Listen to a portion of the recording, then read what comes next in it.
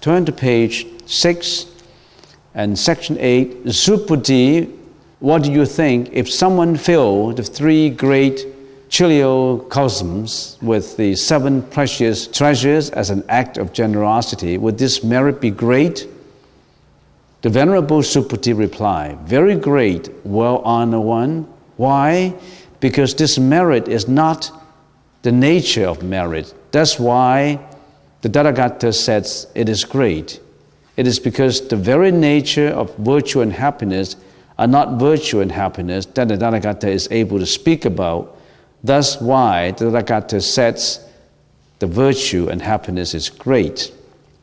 So, section 7, the previous section, emphasizes on non-attachment to the Dharma, non-attachment to emptiness.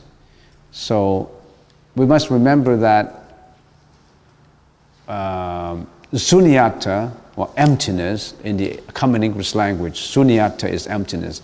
Emptiness does not mean just nothing. There's nothing. So you don't have to do anything because finally there's nothing. Well, that's not what it means. Emptiness does not mean that there is nothing. We already explained it. Emptiness, it's because of causality, impermanence. All causes come together will give an effect. If there's a cause, there's an effect. But every cause and effect does not have its own nature. It's because all these attributes put together that the effect comes true. So here it says the Buddha wants us to know that if we're doing meritorious deeds, it does not mean that some people would say, oh, it's empty, so we don't have to do any charity. It's empty anyway. It's nothing. We don't do it like that, because when you do meritorious deeds, there are really, the merits accrue to it. You will enjoy the results. It does not matter whether you attach to the merits or not. Merits do arise. The Buddha wants to affirm this, so he asked Subuti, what do you think if someone filled the 3,000 galaxies of worlds with the 7 treasures and gave all away in gifts of alms? Would this be great benefits? In other words, the Buddha is comparing form to the formless.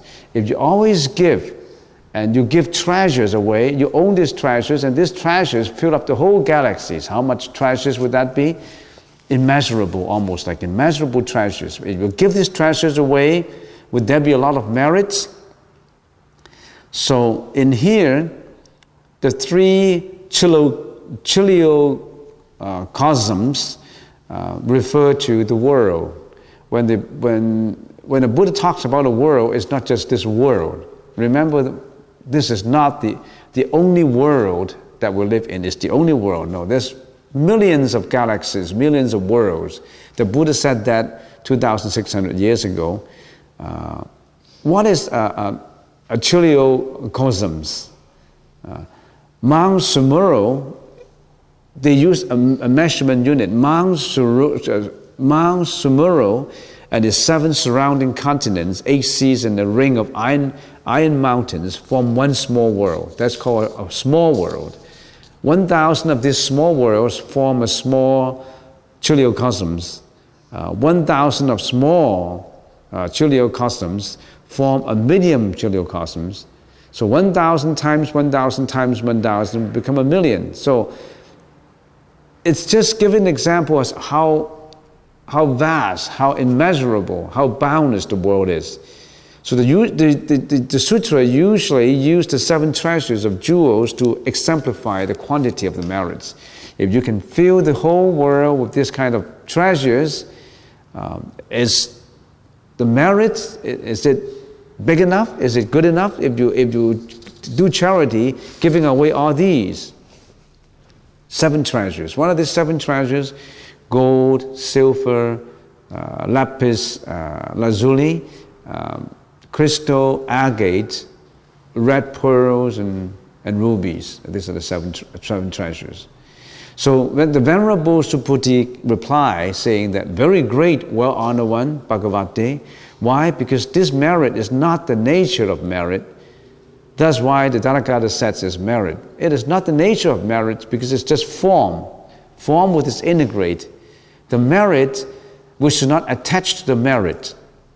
Subuti said this merit is very great, but if these deeds are performed with the intention of acquiring merits, that means you attach to the fallacious notion of the giver, the recipient, the act, or the object of giving. You still attach to the object of giving. You still attach to the fact that you have a lot of merits from it. It's just like donation. I donate $10. I donate $10,000, $5,000. I have a lot of merits. I want my name to be known. I want everybody to know that I donate so much money. That's an attachment. You donate without condition, without aggrandizement of your ego. Some people like to donate with recognition. Some people like to do some merits with recognition. They want to they want to let the whole world know that I'm doing these great things. I gave a lecture, and I have many people. I wrote a book, and this book became the bestseller. My name is on the book, so I'll be a famous teacher. You are the students, I am the teacher, I am teaching you. And you get benefits from me. I'm accruing all kinds of merits. That's egoistic. You're trying to better yourself. You think that by being a teacher, or by writing a book, or by giving a lecture, or by giving donations, you are doing great things to yourself. In other words, it's helping others, but at the same time you're building up your own ego. It's not ultimate.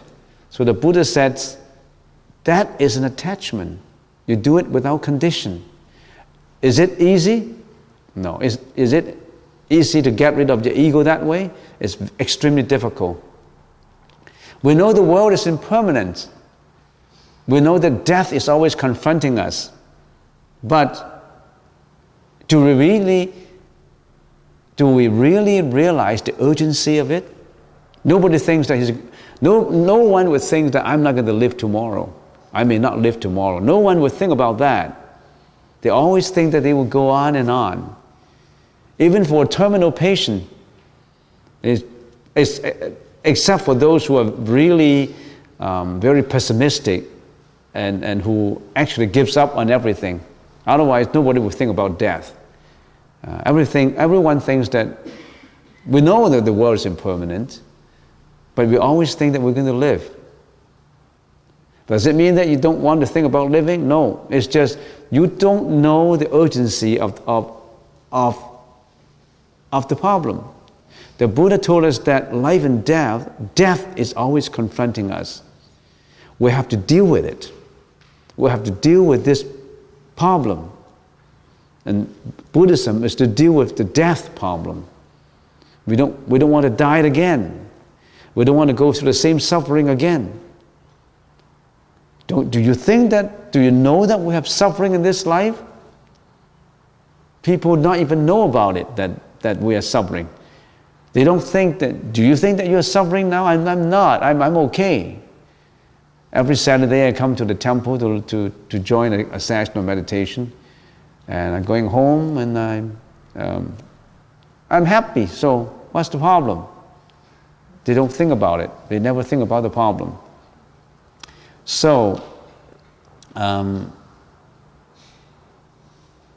why we have to think about all these spiritual issues. Why do we exist? Where do we come from? How to deal with our suffering? How to find out the causes of suffering? How to deal with it? How to resolve it? That's what the Buddhist teaching is all about. It's urgent. It's ASAP, as soon as possible. But how many people realized it?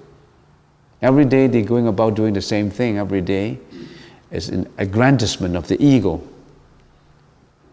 So here, in the Sanskrit language, merit is punya skanta. This body of merit makes up of two forms, depending on the kind of attitude you maintain when you perform your meritorious deeds. If you attach to the effect of the merit, then the effect is limited. However, if you do not attach to the effect of merit, it is unlimited. It is unlimited because it is unlimited because it is a projection of your selfless thoughts. It is limited because it's a projection of your egoistic thought.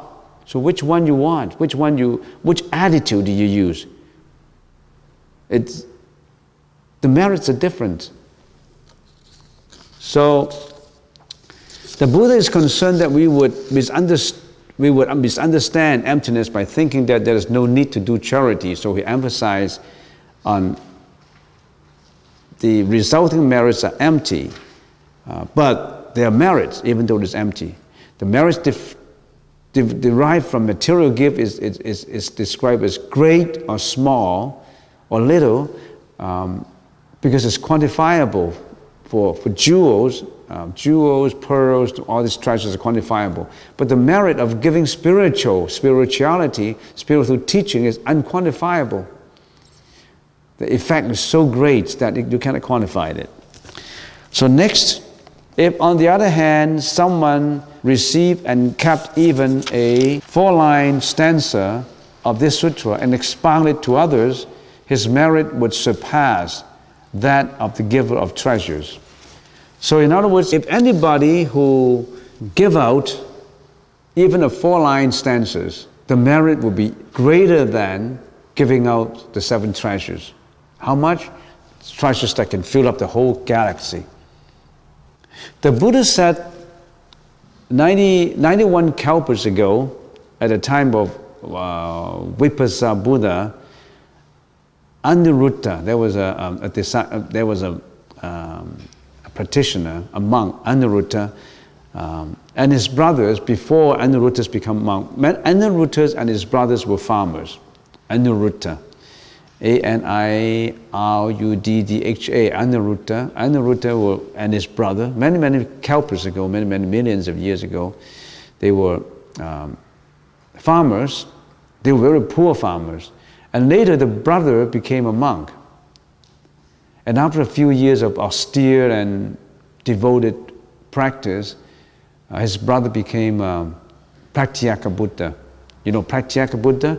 Pratyeka Buddha is more or less the same as Arahat, but is even higher. The enlightenment is even higher than an Arahat. And what is an Arahat? An Arahat is someone who is already away from reincarnation. No more reincarnation for him. So the brother became a Pratyeka Buddha. And one year there was a drought. It's so dry that there was no harvesting. And Anuruddha, a poor farmer, didn't have enough food to eat. And even his brother, Pratyeka Buddha, when he was going for alms round, he couldn't get any food. And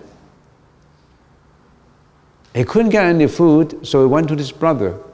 But his brother only had one bowl of rice left. The brother donated that bowl of rice to the Pratyeka Buddha, his brother. Anuruddha. Anuruddha donated that one bowl of rice to his brother, who was the Pratyeka Buddha. And because of that, since 91 kalpas ago, Anuruddha, in life after life, he always have food coming up to him. He didn't really have to worry about not having food. So when Anuruddha was the disciple under the Buddha, which is many years later, millions of years later, one day it was raining outside. The disciples of the Buddha didn't go out for alms round. The Buddha was sitting in the monastery, and they were worrying about no food coming up. And the Buddha said, don't worry about that. As long as Anuruddha is here, we always have food showing up. So later, Before noontime, laymen bring in food for Aniruddha and for the whole Sangha organizations, Sangha congregations. So cause need to effect. And the effect is not just one life. It's many, many lives ago. He already built up that effect. Next paragraph. Why Subuti, all Buddhas and their supreme enlightenment Dharma come from this sutra. Subuti, the so-called Buddhas and Dharmas are not real Buddhas and Dharma. How come Buddhas and Dharmas are not the real Buddhas and Dharma? If you think that the Buddha, this wooden piece of statue Buddha is the Buddha, that's not the real Buddha. That's just a representation of the Buddha. Turn to page 7, section 9. We'll read the first paragraph. Subuti, what do you think? Should one, a stream enterer, who is entering the stream, Srota-apana, have this thought in his mind about obtaining the fruit of entering the Ara-saint stream? The Buddha asked this question to Subuti. Of course, we know who Subuti is, one of the most prominent, the 10 prominent elder followers of the Buddha. Subuti excelled in the understanding of emptiness, sunyata, emptiness. That's why he asked the question. That's why Subuti is playing almost like the supporting role in the act, the supporting role. So you have the main actor and the supporting actor, if we draw an analogy like that. So the Buddha asked the question, what do you think? Should a Srupana, also called a stream enterer, think that in his mind that, I obtained this entering into this stream. Now this is something that we need explanation, otherwise you don't know what we're talking about in here. In the Theravada way of enlightenment, if we can classify Buddhism into two categories, we classify into the Hinayana approach of Buddhism and the Mahayana approach of Buddhism. Usually the scholars would classify like that. The Hinayana, sometimes it's translated as the smaller wheel. The smaller wheel, the wheel is being the wheel, the car's wheel. And the Mahayana is the bigger wheel. Why small and why big? Just the superficial meaning, but if we research into the deeper meaning, there's a lot more. If a car has a smaller wheels, it takes the number of people, it takes it smaller. The bigger wheel takes a large amount of people. That means the Hinayana is going to turn the Dharma wheel by promoting the teaching. The magnitude is smaller, and the other Maha is a larger, much larger magnitude. But that's just the superficial meaning. The Hinayana is also called the Theravada. Now, smaller does not mean that it is smaller in importance. It's just a way of classifying it. Do not mistaken the view that the Hinayana or the Theravada is less important. No, that's not the way. That's not the way you should translate it. So we never say the Theravada it's not as important, it's not as subtle. No, that's not the way. Without the smaller wheel, there's no big wheel. If you don't even have a smaller wheel, how can you have a big wheel? So the two classification, the Hinayana, sometimes we don't call it the Hinayana, because the Hinayana has a misnomer that it is smaller, so we call it the Theravada. It's the Buddhist way of living being practiced in Burma, in Thailand, in some other parts of the world. So, according to the Theravada, there are 4 levels of enlightenment with the objective of getting to enlightenment, to nirvana. The first level is the lowest level, of course. the Sotapanna, which is the first paragraph that we have just read. The first level, this word is a Sanskrit word, or Pali word, Pali, which is more or less the same. Translated in English as stream enterer. Enter the stream. Enter the stream of sainthood. Enter the stream of becoming enlightened, the stream of enlightenment. So there's a stream in there. He starts to enter it now. So the first level starts to enter into the stream. So he's also called the stream enterer. Enterer into the saint stream. So that's the first level. Let me first explain the second level first before we get into the second paragraph. Because the second paragraph, third paragraph, fourth paragraph deal with these four different levels. So if you don't understand these different levels of arahathood, you won't understand this paragraph. That's the reason why some people say, if I read the Diamond Sutra all by myself, I don't understand a word of what it means. Of course, you need basic knowledge to understand the Diamond Sutra. If after you have listened to someone talking about Diamond Sutra and you understand it, that would be a rare opportunity because it's not easy to understand. You need a lot of basic knowledge to understand. But anyway, the Sotapanna, according to the Theravada, I'm talking about the first level. The second level is the Sakradagamin, which is the second level. The third level is Anagamin. The fourth level is the Arahat level. So there are different levels to the practice. It's just like there's different levels to meditation. Some people are beginners, some people are more advanced, stage by stage. And how do we classify this stage? On what basis do we say this is first level, second level, third level, fourth level? On what basis?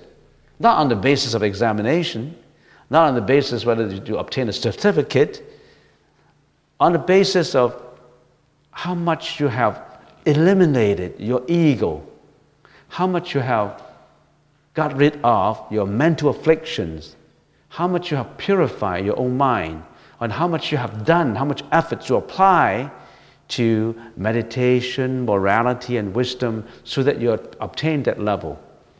So let's talk about the first paragraph. The first paragraph asked, what do you think when a Sotapanna entered the stream? Would he say, oh, I have already entered the stream of the sainthood. I obtained the fruit of entering the stream of the sainthood. Would he say that? Would he think in that way? That's the question.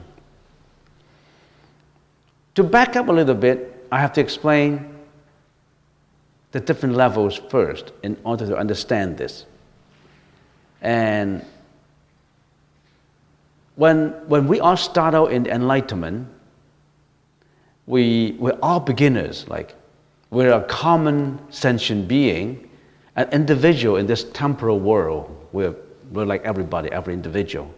Being so conscientious in practicing the Buddhist teaching, so conscientious in doing good deeds, so conscientious in seeking happiness, eliminating mental afflictions, so conscientious in trying to find out why are we here, where are we going, why are we suffering, and why do people suffer, and what's the cause and effect of all this. We're trying to find out that and become interested in the Buddhist teaching, and then we go through some practice and we practice meditation. So after practicing for a while, we know how to practice because we obtain the practice methods, like the four contemplations, for example. Do you know what the four contemplations are?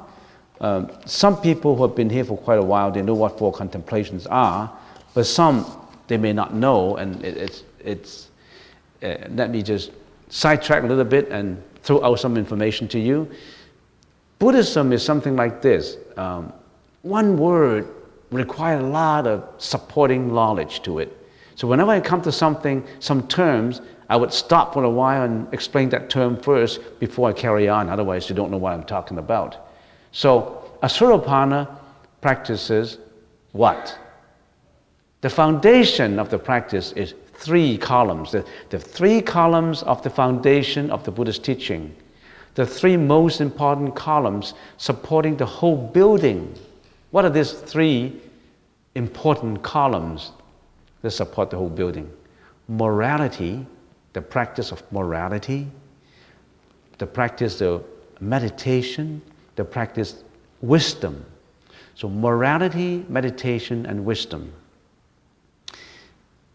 How do you practice morality? Practicing morality, you really have to know in your daily life, this is what you can do, this is what you cannot do. You can't just do whatever you want. You can't just I'm greedy, I can kill, I can lie, I can commit sexual misconduct, I can do whatever I want. This is a free world. I can do it at the expense of others as long as I'm happy. That's not the way to live. There's something that you can do, there's something that you cannot do. We all understand that.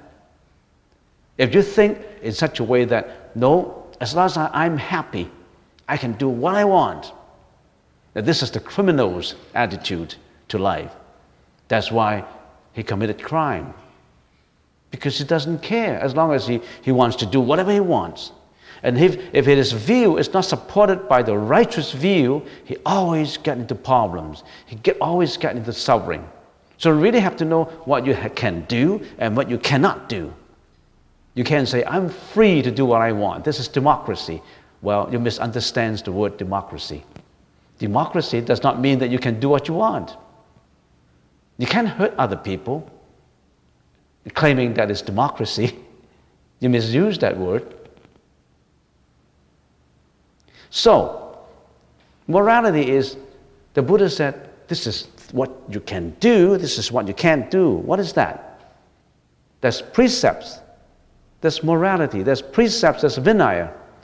So there's a set of rules that, for example, abstaining from killing, abstaining from lying, abstaining from sexual misconduct, abstaining from taking intoxicants, abstaining from, so many rules.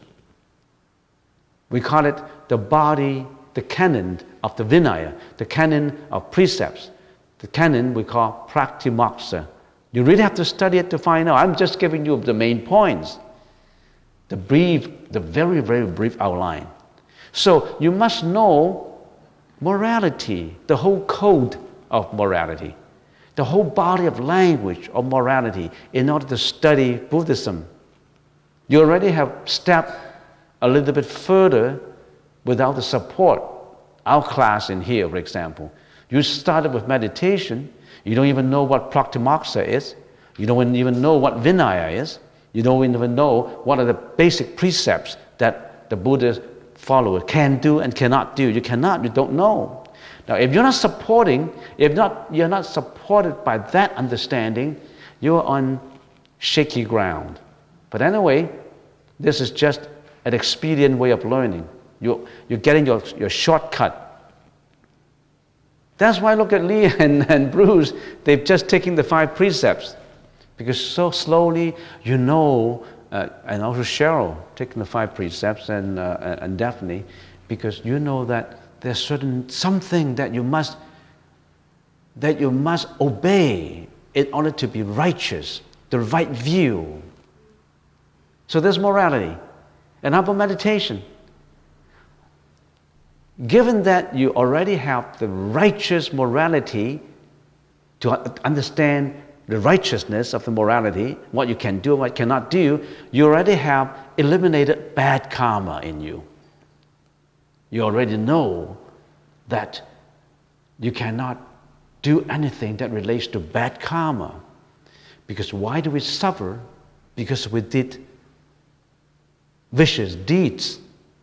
Vicious deeds brought forward mental afflictions, brought forward karma, bad karma. That's why we got suffering. You're responsible for your own actions, your speech, your thought. So that's morality. And what is meditation? Meditation is, once you know morality, then you look within. You calm down your mind. You think properly. You go to the thinking part of it, so that your mind, when you are in meditation, your mind is in tranquility. When your mind is in peacefulness, in tranquility, what happens? Your wisdom unfolds itself, reveals itself. And as long as you practice more about meditation, your wisdom level elevates to a higher and higher and higher level. You're making advancement every day. You're making advancement in every sitting of the meditation. You're making advancement in your way of living. You're making advancement in your relationship with others, in your relationship with your job, with your family, with the society, and all that improved because you're mindful of your own action, your speech, your thought. You're not just do what you want or having desultory thoughts all the time without the righteous morality. In other words, you're getting to the sainthood. You're getting into the stream of the saints, the sages, the enlightened people, Buddha, Bodhisattvas, Arahats. So you enter into that stream. So the Srivapana is like us when he started out, beginning, learning morality, meditation, and wisdom. And he has successfully eliminated many of the mental afflictions that dominate his ego, that brought forward his egoistic feelings. Now you really need to know what kind of mental afflictions this beginner has eliminated in order to enter the stream, whom we call him the Srodapana. What are these mental afflictions? All of us have these mental afflictions. We all have mental afflictions in our mind. What are these mental afflictions? Two kinds. One kind is conceptually arising afflictions. These are the afflictions in you that arises in your present life, basically, since birth. What are these? Self-view. You concentrate in yourself, your ego, your view. This is my view. This is what I think. This is what I'm going to do. It may be wrong, but you just maintain your own view. I hate that guy, and nobody can change me. I'm not going to change. I hate my dad because my dad has done this. I hate my mom. I hate my brothers and sisters. I hate my... you maintain your own view, and you don't want to change it, no matter what. I discriminate this. I like this. I uphold this. You always have that. Nothing is going to change you. No person on earth is going to change you. That's self-view. Do you have that? Sometimes I have that. I'm practicing to dissolve it. That's responsible for my obstinacy. That's responsible for my arrogance, for my foolishness. Self-view. The second is extreme view. Sometimes we go to extreme. Everybody has extremities in views. Some people have extreme views much stronger than the others. I have a political conviction to follow. This is it. This is communism, and I'm going to follow this. This is capitalism. I'm going to follow this. This is the Nazis' thinking. I'm going to follow this. And the Nazis' thinking was responsible for the killing of millions of people. But in their mind, that view is right. In their mind, that view will bring forward fortune. And of course, we all know that that view is mistaken. Now, that is extreme view. Third view is attachment to view. You maintain that view and you don't want to change it. Fourth is view and rigid attachment to precepts. Now, some people say, this is what I believe in my precept. In the ancient days, there were a few followers of precepts, and they didn't follow precepts of the Buddha. They have their own precepts. They also have supernatural power. Mind you, Buddhism is not concentrating on building supernatural power, but when your wisdom unfolds itself, that power inherent in you would come up. So even if you practice other things, other way to practice, sometimes you get a little bit of preconception or some power that is beyond natural tendencies of the senses. And this groups of people, they saw a cow die, and they knew that the cow was reborn in heaven. And they started to think, Why did the cow can be born in heaven? They eat grass only, and that's the way of living. And they stick to the view that maybe we should be eating grass too. By eating grass, you're vegetarian. Then you eat grass, then you'll be reborn in heaven. You attach that rigidness in precept. That's one of the examples. For example, rigid attachment to precept. Evil view. Greediness. Do we have greediness? You have desires? You're greedy only for yourself? Greediness. We all have greediness. If you don't have greediness, you wouldn't be here. You wouldn't be in the human's realm. So we all have greediness. And then hatred, seventh is hatred. To a certain degree, we all have hatred. We all have anger. Hatred contains anger. Are you angry? Would you be angry sometimes? There's so many forms of anger. Sometimes you don't like your own destiny. You feel that somebody else have a better destiny than you do, and you feel angry about it. How come I have that kind of destiny? They have that kind of good destiny, and I have this. You feel angry about it.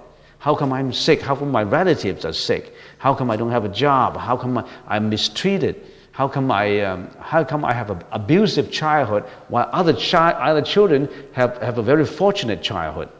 You start to, instead of trying to resolve it, trying to find out reasons spiritually, you're getting angry in rejecting it. You think that your destiny is being dominated by some supernatural beings. So that is hatred. The eighth is ignorance. Ignorance is the basis of all bad deeds. Because you don't know. You don't know the right deeds. Ignorance. Don't we have ignorance? The magnitude is different, but we all have ignorance. 9, arrogance. We have arrogance in us, and that is inherent. The arrogance, pride, self-esteem. Because of this pride, arrogance, and self-esteem, you defend yourself, sometimes to such a degree that you may be hurting others when you're defending yourself. You don't want to endure all this because you think that I want to protect myself. I want to express this. So arrogance. Arrogance does not mean that you always have to backtrack yourself. You always have to back up. Arrogance means internally you feel that you're different. Of course you're different, but in this way you feel that you're arrogantly different. 10th is doubt. You're always doubtful. You're doubtful of this, you're doubtful of that. So, self-view, extreme view, attachment to view, view of rigid attachment to precepts, evil view, greediness, hatred, ignorance, arrogance, and doubts. Now, these are the main points. There are details in every one of this.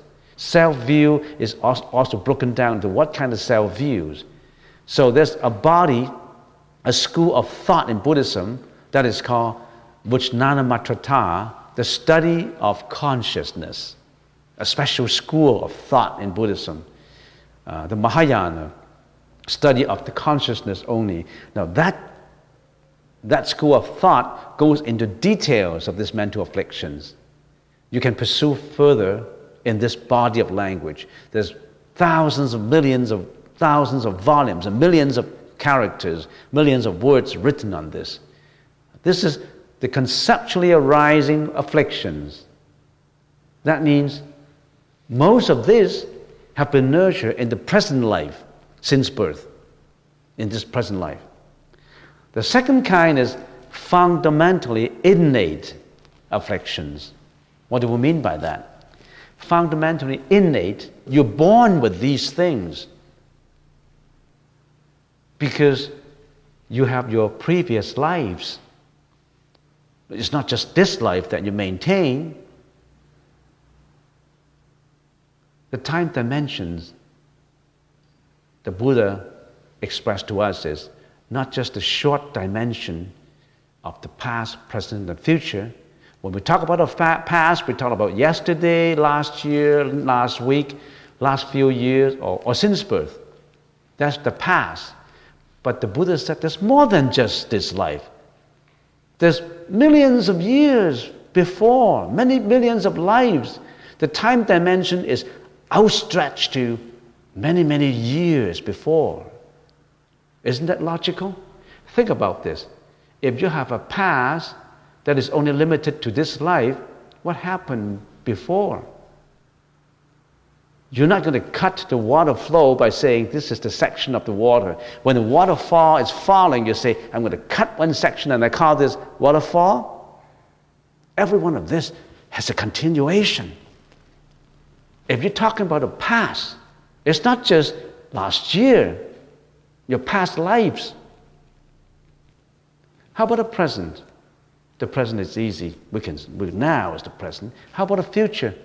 The future is not just tomorrow, next year, 2 years later, 5 years later. Tomorrow is the time when, after this life, if you don't practice, if you have committed a lot of bad karma, you're going to carry that karma into the next life. If you committed good karma, you're going to carry the good karma into your next life. What is karma? If we can simplify it, why don't we call it in a very common way, which may not be the right translation, but is easier to understand. Your energy. You think this energy is gone once you die? When I die, all my energy is gone. Energy is not. It's always continuating. It's not disintegrative. Energy always carry in one form or another. It may not be in the same form, but the energy would carry on. You can't call an end to something that you already have built up. Energy is not perceptible to senses. You can see energy. You may feel it if it's in your body. You can see, you can hear energy. Certainly you cannot smell energy, but energy would go on. The scientists would tell you that. Even the scientists have not explored into the mystics and the depth of energy. We call this the energy, but the Buddha said that's karma that brings your energy of this life into the next. What kind of energy? What have you done in your present life? You're responsible for building up that energy. Do you have good energy? Bad energy? You did it yourself.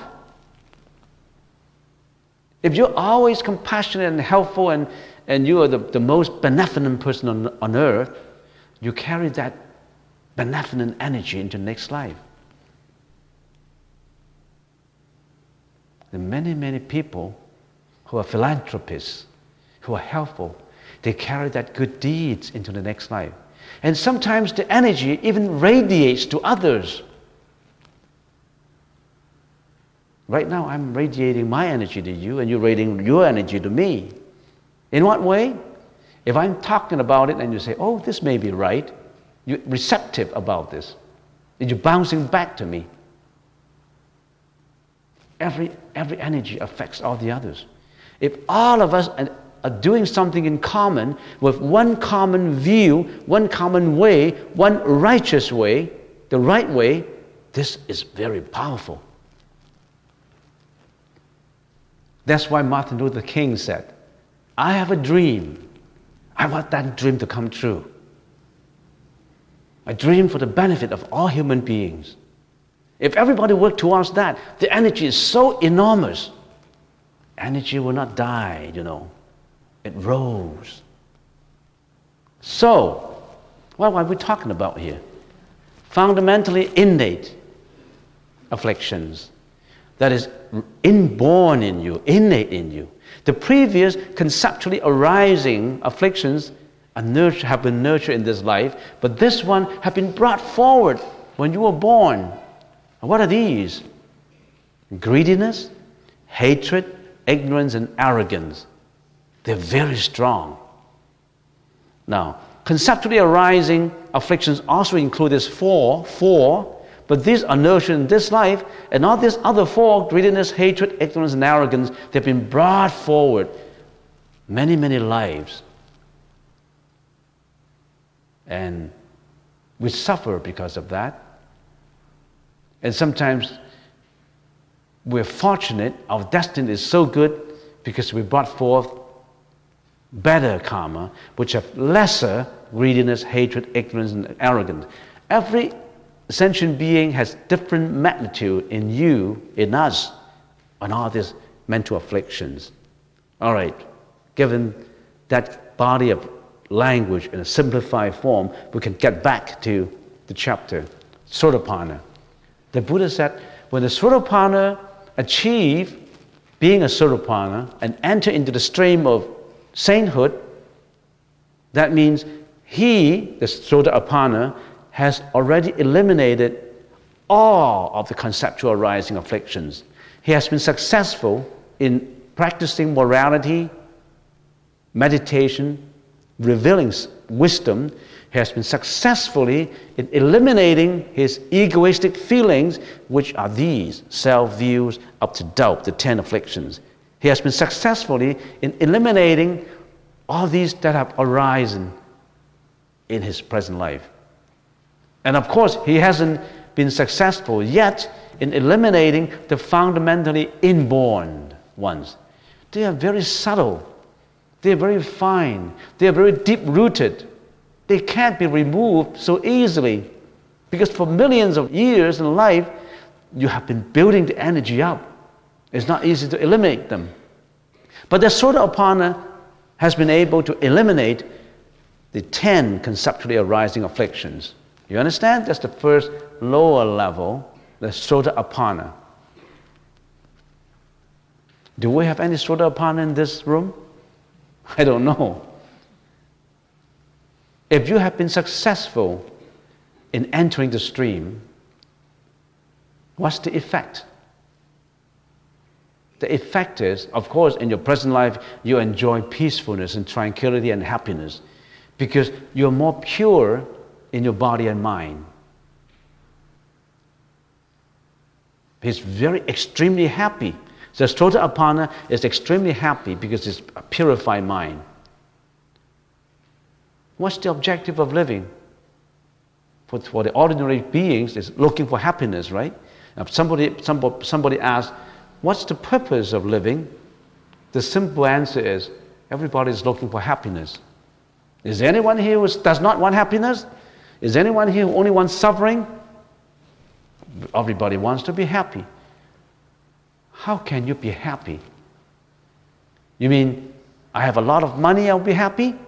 I'll be happy if I have billions of dollars, if I have a nice home, if I have all these possessions, of all this reputation and fame. I have a handsome husband, a beautiful wife, I have good children, and I'm the CEO of one of the biggest organizations on earth. You feel happy when you have all that? Is that the criteria for measuring happiness? No, it isn't. We know that many, many billionaires, they express that they don't feel happy. On the other, sometimes they feel even overburdened with responsibility. They feel tension with a lot of money. So, happiness is in the mind, not in material. So the Sotapanna is extremely happy in this present life if he becomes a Sotapanna. But more than just this life, what happened after he dies? After he dies, he won't roll into or reincarnate into the three vicious realms anymore. What are the three vicious realms? He would not reincarnate into animals' kingdom. He will not reincarnate into the ghost kingdom. He will not reincarnate into hell as hell's victims. He would not go into vicious realms anymore. That's like a guarantee, because he was able to eliminate the ego, all this egoistic feeling. In the process of doing it, he's been purifying himself. In other words, his energy is purer than sentient beings. He doesn't have to subject himself to the suffering of the three vicious realms anymore. That's one thing. How about the second thing, second effect? He has to come back approximately 7 times, reincarnate into the human's realm, and continue to practice until he became the saint, the Arahat. When he becomes the Arahat, he's out from life and death. All right, that's the Surapana, Srota-apana. Everybody understand this first level? The effect is he started to practice, and he's got the method of 4 contemplations, morality, wisdom, and meditation, has been practicing and successfully eliminated the 10 conceptually arising afflictions. That's the effect and the method, and that's the causes and the method, and the effect is he becomes Srota-apana. No more vicious rams. 7 come back, practice again, no retrogression, not retrogression into the victim's ghost or animals ram. And after the approximately 7 lives time, then he becomes the Arahat. So if in our lifetime we can be Srota-apana, congratulations. No more suffering. There's so many Srota-apanas coming back. Some heroines of the world history, heroes of the world history, they come back to reform. They come back for the benefit of humans. We have a lot of examples like that. Maybe they are Srota-apana in a different form. Many, many examples. For example, in the religious aspect, Mother Teresa, for example, Jesus, for example, Abraham Lincoln, emancipation, medically, many doctors who serve humans, many politicians who sacrifice their lives for the benefit of mankind, of their folks. Many of these, they are Srota-apanas in different forms. They may not be talking about that word Buddha. Word does not count. It does not matter how you call it, but we must call it something. We'll call it the Buddha's teaching. You can call it anything you want. Don't stick to the name. Name is just a method of expression. Okay, that's the Srota-apana. All right, then let us get to the next paragraph. No world, honor one. Why? Because Srota-apana, stream enterer, means entering the stream, but actually there's no entry into either form, sound, smell, taste, touch, or dharma. That is why he is called Srota-apana. You know what it means? The question asked is, when the Srota-apana enters the stream, would he think, I already obtained Srota-apana? I already have become the first level of sainthood? No, actually, in his mind, there's no entry. Why? He entered into the stream, and actually there's no entry. Why? Because when he entered the stream, he already have eliminated a major portion of his ego. When he have eliminated a major portion of his ego, there is no more subject and object. If he thinks that I am the Srota-apana, I have attained this, I have obtained this, that means he has that ego, because that is the subject and the object. The subject is I. The object is I obtained this sainthood. If that is still this subject I, and I obtained this, so that is a duality, that means there's still egoistic feeling. Being called Srota-apana is he already have eliminated his ego. How can there be any subject and object? How can there be something say, I have obtained this, now I'm this? He wouldn't say that. He would say there's no entry, because I won't attach to the entry anymore. I won't attach to subject, I won't attach to object. Empty. If I attached, that means I have an ego. I have eliminated my ego. And the effect of this elimination of ego, the major portion of it, means that I won't attach. If I won't attach, how can I be attached to subject and object? No attachment. Remember the fourfold fallacious notion of conception? Ego, personality, beings, and life. Always have to remember this fallacious notion, which is wrong. Ego being I, personality means you, them, they. Beings, that means all surrounding us. Life, permanence. You don't attach to permanence. Nothing is permanent. Everything is changing and fleeting.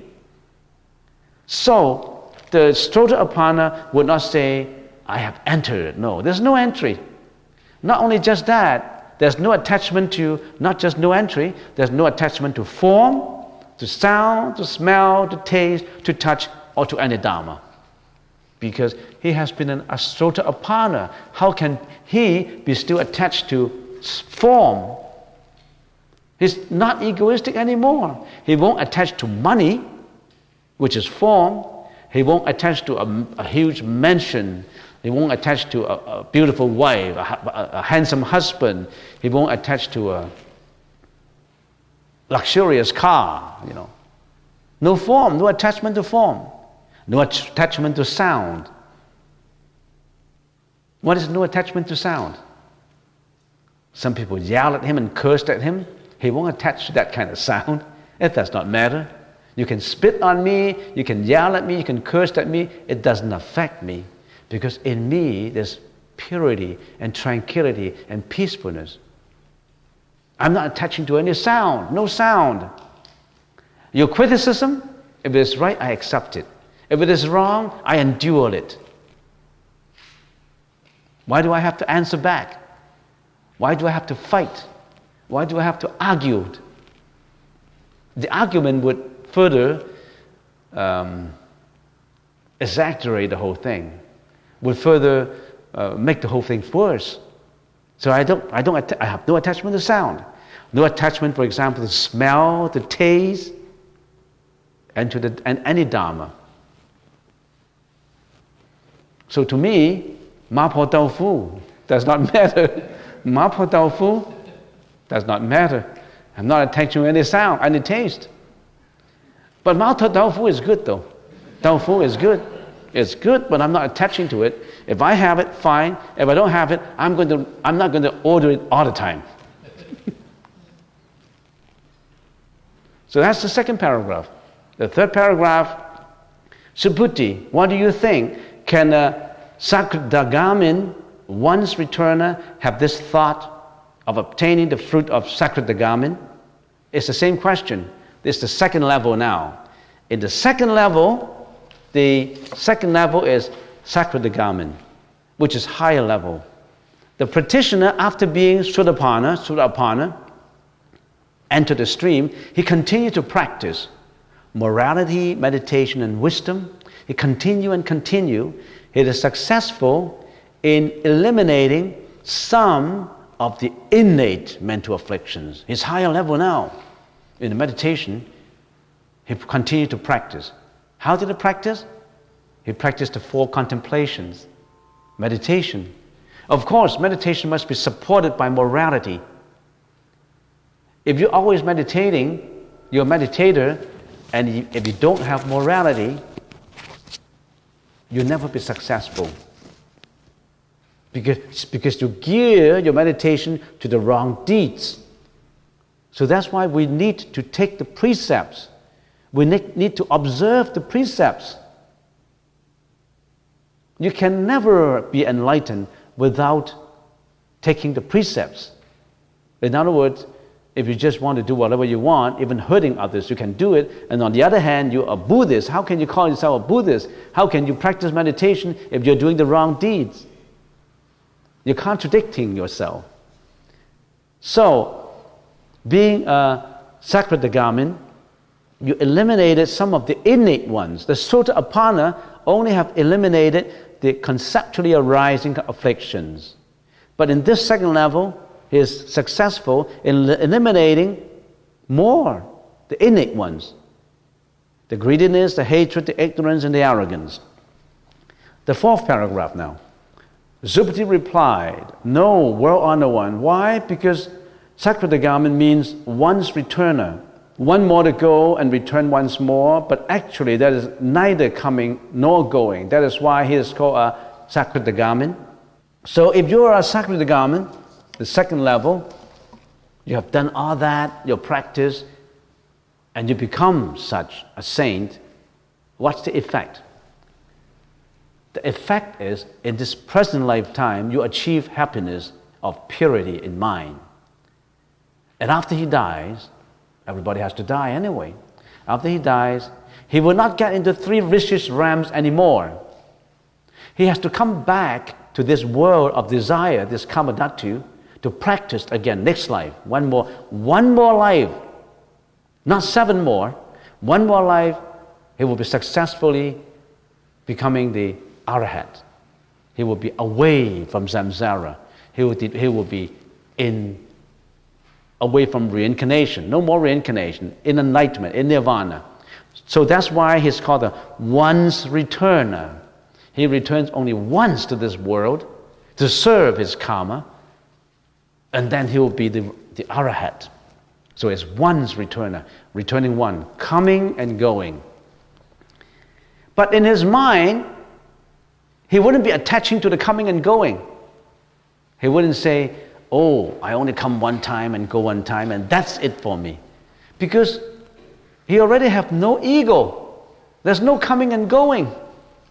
The coming here and going, there's no more that. Coming and going is only for affairs of the temporal world. You're coming, you're going, you're sitting, you're living, but in the saint's mind is sunyata, emptiness, no coming and no going. If he attached to coming and going, he's still attached to form, sound, smell, taste, touch, and all that. He's free from attachment. How can he be attached to coming and going? So this is just to give you an example. There's no more coming and going because it's free from the ego. You're going from one place. Going is going from one place to another. Returning is returning from one place to another. You think that that is a place to go? It's not a place. It's the level of the mentality. It's not a place to go. It doesn't mean that there's a place called the place of the Sakradagama to go to. There's no. If it's a place, it's a form. A place must have a form. This is a place. This is a form. But to the saint, there isn't a place. There's no attachment to form. He's not attaching himself to this form. Okay, next. Subuti, what do you think? Can an anagamin have the thought in his mind about whether or not he can obtain the fruit of anagamin? Now, this is the third level of enlightenment. The third level of enlightenment, he has been successful in eliminating more of the innate afflictions, much more than the Sakradagama. And his higher level is called no returner. That means in this life, of course, he achieved happiness. In the next life, he does not have to return to this world of form and desire anymore. No more return. So he's called the non-returner. Going to the next paragraph. Subuti replied, no, well-honored one. Why? Because anagamin means no returner, no coming or non-returning. But actually, there's no such thing as no coming, no returner, non-returning. That is why he is called anagamin, no returner.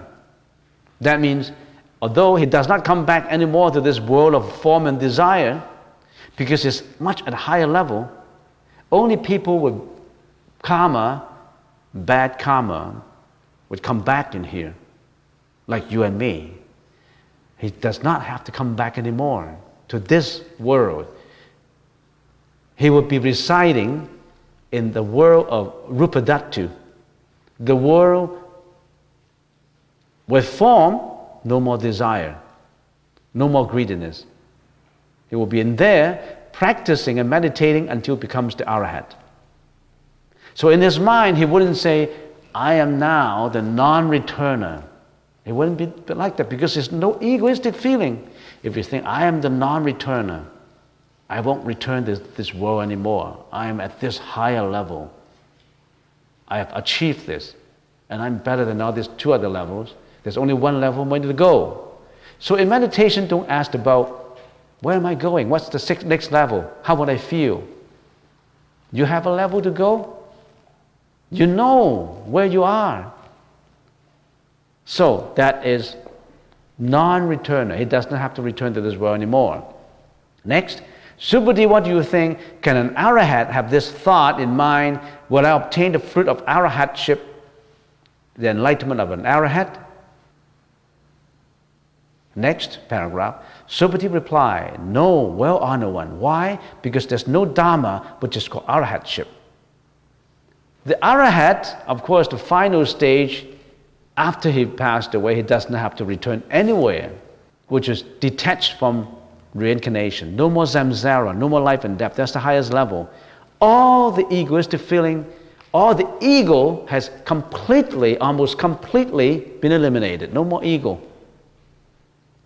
All this ego self, everybody has an ego self, all these walls of the ego self crumble down. We've been surrounded by these walls around us, and we call it the ego. And we feel that this ego is our comfort zone. We live in this ego, and we feel extremely comfortable because this is our ego. This is our mistakenly regarded this as a comfort zone, but this comfort zone is the Dharma, bad karma producing zone. So when you're at Arahat stage, all these walls crumble down, and what do you see? You see the whole wide world, unobstructed, the whole horizon. You're going to get out from this cell of the ego prison. Where are you going? All embracive, everywhere, omnipotence, everywhere. That's why we call free. We're liberated.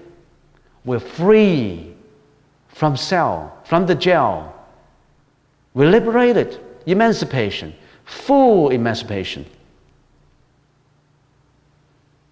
Okay, then maybe this is the time to stop it here. I'm making improvement. I finished this chapter, except for the last paragraph, but I will continue with the last paragraph. And remember these 4 different levels. We can achieve, hopefully we achieve at least the lowest level, Asura-Apana. Then we'll never get into the 3 vicious realms anymore. And we like to return 7 times, only giving compassion out, only helping and saving and rendering help. And some saints, even though they are higher level than the Sotapanna, they vow not to enter into nirvana. They vow to come back all the time, eternally, to help out. What's one of the examples of this Bodhisattvas? Can you give me the name? Siddhagapa Bodhisattva. He obtained a higher level Arahat already, but he said, I'm not going to get into nirvana. I'm going to come back all the time, incessantly, until all sentient beings, every single sentient being is saved. Until there's no more hell, no more victims, then I think about nirvana. But all these different levels, they don't have to come back. And how many are there Sotapanna? How many saints? Millions of these people already have high of that level already. And there's also a lot who vow to come back too. Siddhagapa, Avalokitesvara, they all come back. They don't want to leave their folks behind. And sometimes when I think of that, when a very compassionate person passes away, he or she always vows to come back. For example, politicians or some heroes and some scholars, some musicians, some doctors, you name it, in different fields. They all come back to help. That's why we have good friends. That's why we have bodhisattvas who are helping out.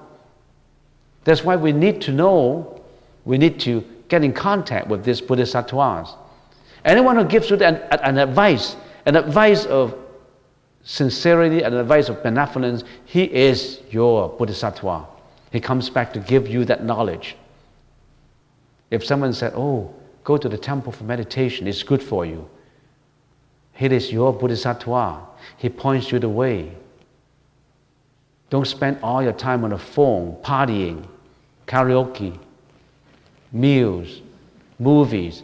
Go into a meditation that helps you, and you start to go meditation. He is your good friend. He is your bodhisattva. World Honor One, if an arahat thinks I will obtain the enlightenment of an arahat, he is holding onto the false notion of an ego, a personality, a being, and a life.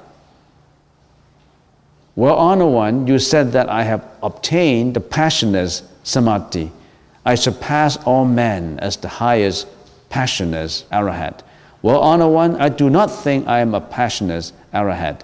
Well, Honor One, if I had thought I had attained arahatship, the Well Honor One would not have said that Subuti takes delight in the calm and quiet, free from temptation and distress.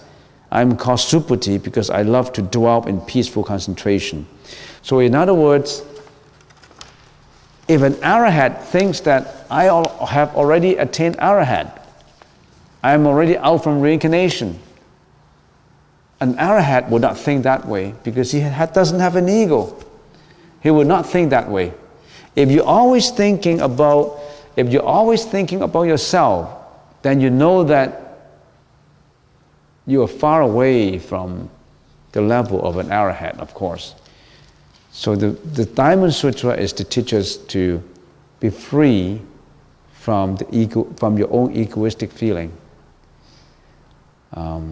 So Subuti is not thinking of, I'm an arahat, I'm a passionless arahat. And Subuti would not think that right now I have peace and calm. He would not think that way. The peace and calm just come. He would not attach to the peace and calmness. So there's absolutely no attachment. It's just like the Heart Sutra, there's nothing to be obtained. That's emptiness.